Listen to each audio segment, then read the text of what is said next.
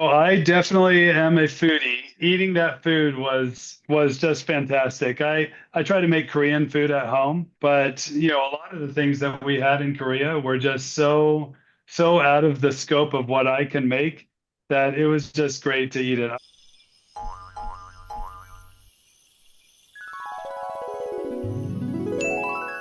안녕하세요. 여기 마크 피터슨이에요. 음악학의 안녕하세요. 개구리 연구소인데, today my special guest is Rob Patterson. Hi, Rob. Hi, nice to see you again. Yes, nice to see you. We are in separate places. I am in Utah and you are in Arizona. I'm in Arizona, yes, in a place called Prescott Valley, or we call it Prescott Valley. And you're an orthodontist, Yep. and everybody met you on the NBC programs.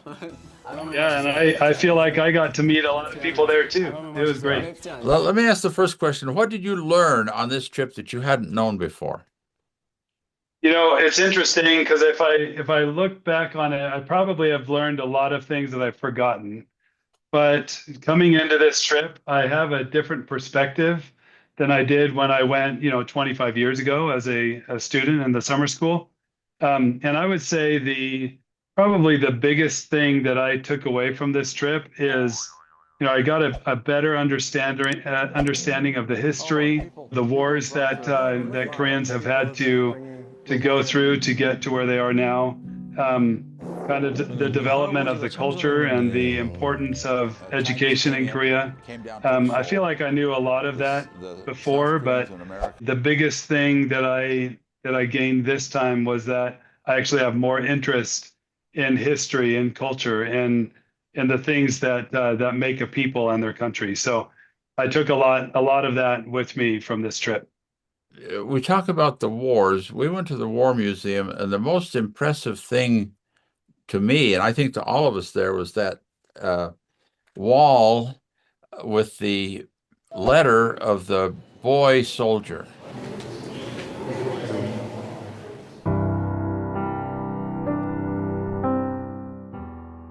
This is very poetic, where 어머니 안녕, 앞으로서 안녕이 아닙니다. That was really impactful, wasn't it?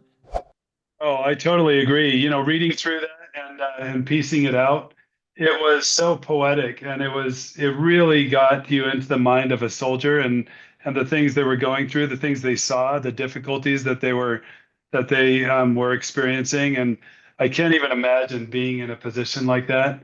I think if I remember right, in that letter, he just talked about seeing his friends falling around him, and I can't even imagine that in my life these days. But I mean, what a great preserved example of that history.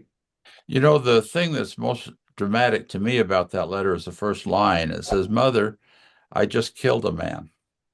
And the thing about that soldier was he's a boy. He was 14 years old, thrown into the battle, and was protecting a girls' junior high school.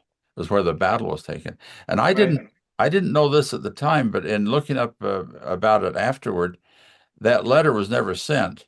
It was written in a notebook, and they pulled it off his body, and it was blood stained from he died the next day. So that sort of thing is really, really it brings the horror of war to you all more graphically. Well, that's just so heartbreaking. Yeah. Yeah. That's a grim subject. Let's talk about something happier. We had a happy time. What was the happiest thing for you? Cooking or eating or what? So I definitely am a foodie. Yeah, So you like this food? I love it. It's great. It's my favorite meal of the trip so far. First meal. So eating that food was just fantastic. I try to make Korean food at home. But a lot of the things that we had in Korea were just so out of the scope of what I can make that it was just great to eat it. I made a goal for myself that I would eat something different at every meal. And I loved being there the whole time eating that food. It was great. Yeah, and you had a session. I didn't go, but you and the other boys had the session of making kimchi. 맞아요. 맛있어요. 맛있어요? 네. 라면 맛있어요. This is your kimchi that you made? That's my kimchi after I packed it in the hangari and tried to make it look as pretty as possible. You know, the funny thing about that, though, is I realized that I probably wouldn't be able to bring it on the plane with me. And I was very sad about that. I wanted to eat it so bad. And the guy asked us to store it for just a couple of days before we put it in the refrigerator. And I just wanted to bring that home so bad, but I thought that people wouldn't appreciate it because the nemse, the smell was so strong coming from it. So I ended up giving it as a gift to someone after the show. Oh, that's nice, though. That's nice. After the show, you had a couple of days to travel, and you went down to the South Coast, and you were telling me that you saw statues of Yi Sun-shin, and you were impressed with Yi Sun-shin. Yes. So we went down to a place called Yosu, and seeing statues of Yi Sun-shin, and also having you teach us about him at the War Museum in Seoul. Yi Sun-shin, what an amazing guy. I mean, what a stand-up character and someone that I think we could all learn from in history. Yeah, he just seemed like he had the utmost integrity and the ability to work through difficulty and overcome bad situations that for most of us we feel like we would just sit down on the couch and cry and be like, okay, well, that's the end of that. But he just stuck it out and he kept at it. And because of that, he was a national war hero. I mean, he was instrumental in driving the Japanese away from Korea, which I thought, it's a really cool story. He was a real man. He was a real hero. He was really something. And, any nation might brag about somebody and exaggerate the claims about but they don't exaggerate about Yi Sun-shin. He was really marvelous. He really did all the things that they talked about. He was just an outstanding figure. Well, what else stood out in the history? The War Museum, Yi Sun-shin, Kimchi. What else was a highlight? Yeah. So I know this is going to sound really simple and basic, but one of the things that I love about Korea is they're always trying to create and they're trying to invent new things. And we came across just a little stand that was selling croffles. And in case you don't know what that is, a croffle is a mix between a croissant and a waffle. Very simple, but I tried that and it was delicious. And so I wanted to share that with my family. So I made some croffles at home. Oh. I don't think it's quite the same as Korea, but they were still pretty good. But I think another thing that stood out to me, and I can't remember the name, but when we went on a city tour, when we got on the bus and we went on that city tour, we went up Namsan, and we looked out over the city and we just we were able to view different areas of the city. But it's interesting to me how there can be such a large city with millions and millions of people, and it could be so well put together and so well organized. I feel like Korea does an excellent job with that. That's information that I would say probably many Koreans don't know anymore. I spent some time in China with my wife, probably about 7 or 8 years ago now. I think it was in 2018, and it's very different than Korea. In China, it seems like you're in an amusement park where everything is meant to look a certain way, and because of that, it looks fake. But Korea really embraces the topography and the geography that they have, and really makes everything work with it. So that really struck me, where I never really noticed that before when I spent time in Korea before. That trip up to Namsan on the bus really does show a lot, because that section off to the west side of Namsan was really a poor section at one point. Mm-hmm. And it's been revived. And then from up on the mountain, you can look out and you can see all these high-rise apartment complexes here and there.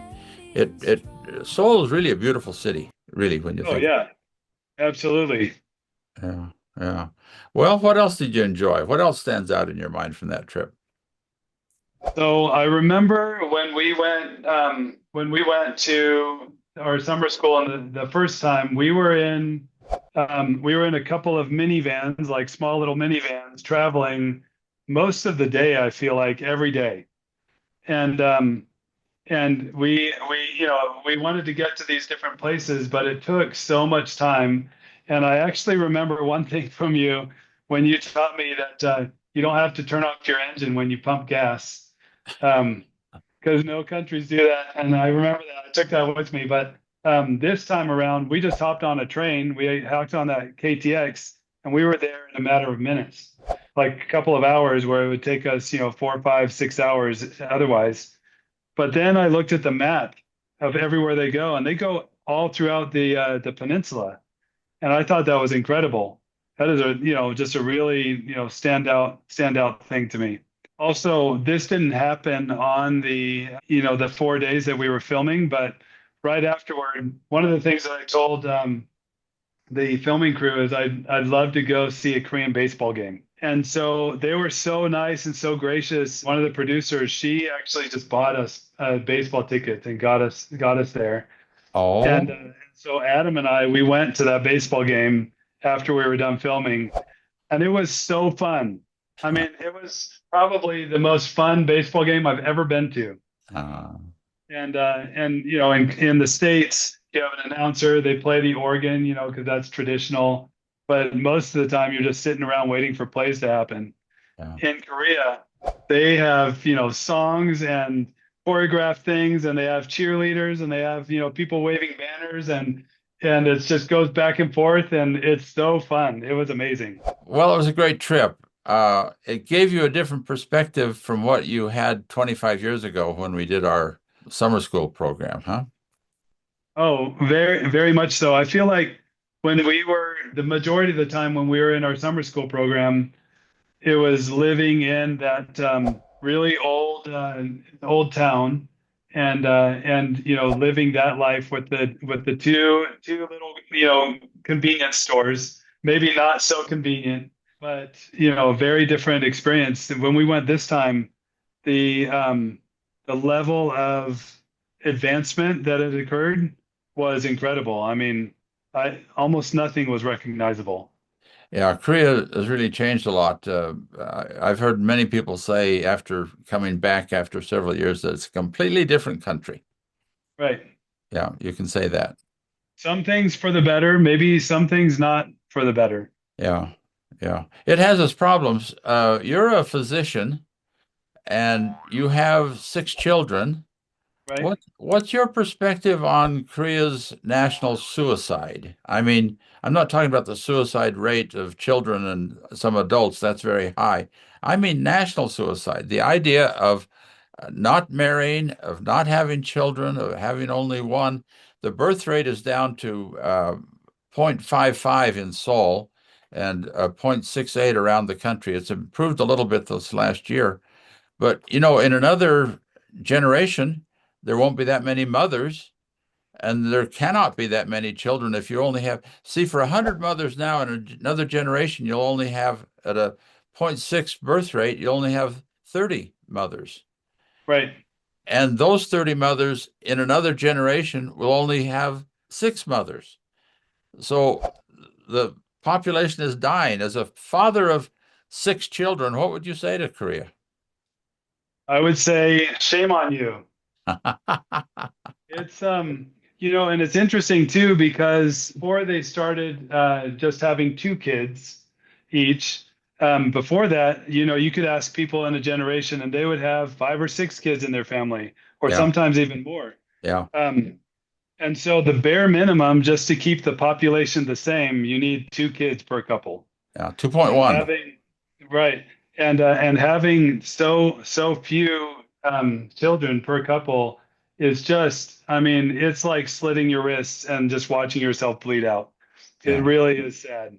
Yeah. Especially because, Korea's been around for so long, has such a rich history and culture. It's a shame to see that slow implosion happening, or like you said, the national suicide happening. What's it like to raise 6 children? Was it hard? So it's controlled chaos. That's how I describe it. There's always something going on. There's always noise happening. It does take a lot of effort, and it takes some sacrifice, self-sacrifice. You can't be selfish in it. But I would say it is utterly and completely rewarding. I cannot imagine my life without having the kids that I do. I can't imagine my family being any less than it is right now. And I can't imagine what my future life would be like without having, potentially, several grandkids that I can dote on and enjoy and share my love with. I think it's a really lost opportunity for the current generations in Korea, for sure. We know what the problem is. The problem is competition, wanting to look good, wanting to get into the best schools, and all the money they're spending for Hagwon to get into schools to look good. And this competition has been a very good thing for Korea. It's driven them to the success they have now, but now it's killing them.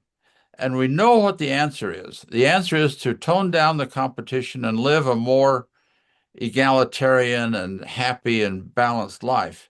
And you're a good example. I mean, 6 kids, you can tell the Koreans 6 kids is okay because you've done it, right? Yes.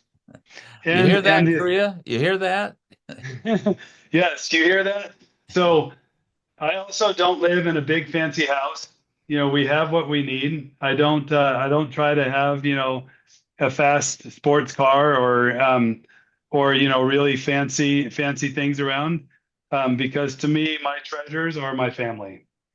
And it's interesting because when we stayed in Korea, filming, we stayed in Jamsil, I think it was, and we stayed in a hotel that was specifically for people to recover from plastic surgery. Plastic surgery. We saw several of those. Yeah. Yes. Yeah. And to me, that really says something, but I wish that it didn't, because I think the Korean people themselves are beautiful the way they are. I think chasing after a Western ideal is not the best way to go. And like you mentioned, the competition, I don't think that it's driven them in a healthy direction. I think focusing on what matters most is going to be what helps Korea prosper the most. What kind of car do you drive? I probably shouldn't say on this because it's a Japanese make, but I drive a Honda Accord. It's nothing fancy. It's a 4-door sedan. It's like having like a Sonata. It's nothing fancy at all. Do me a favor, sell your Accord and buy a Sonata, okay? Yeah, okay. And also, I'll redeem myself though. The first car I ever owned was a Hyundai. Oh, and good. So I'm redeeming myself a little bit. Well, looking at cars is one of the problems I see. Did you notice when we were on the highways in Korea, the number of Mercedes-Benz in Korea? I did. I saw a lot of those. I feel like I saw some BMWs as well. Yeah. And some really fancy cars. Every once in a while, I feel like in Korea, having an American make is fancy too, because I would see some pickup trucks every once in a while. Yeah. That were full-size pickups.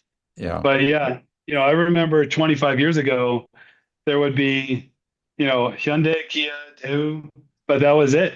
Like, that's all you would ever see. Yeah. And I think that's changed a lot too.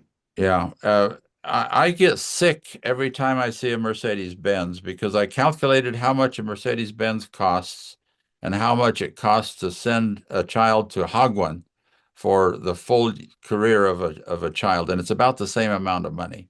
So every time I see a Mercedes-Benz, I think there's one more child that we could have had in Korea. Right. Well, enough of condemning Korea. Korea has done a great job on everybody needs to work on improving something or other. And Korea needs to improve on its childbirth rate. And you're a good example. 6 children. Thank you. Thank you. So I have to give Koreans some praise here too. I know actually quite a few Koreans who don't live in Korea, but they have traditional Korean families that have multiple children. That they have, a lot of times 3, 4 children, which is great. And I love that. I love seeing that. Yeah, indeed. Okay, well, hey, thanks for going to Korea with me on that filming trip. The NBC film was really nice. I hope everybody watches them, and I hope everybody watches this video and appreciates it. It's good seeing you again, Rob. Yeah, you too. And let's go again next year. How's that? Yeah, several people in the comments. Have you read all the comments? All of those comments on all the videos? I've read some of them. There are a gajillion of them, and a lot of them say, "Hey, next year." So we'll see. Yeah. Maybe we can do it next year. Okay, sounds good. Okay. Thanks, Rob. It's good to see you. Thank you. You too. Have a great afternoon. Thank you. 안녕히 가세요.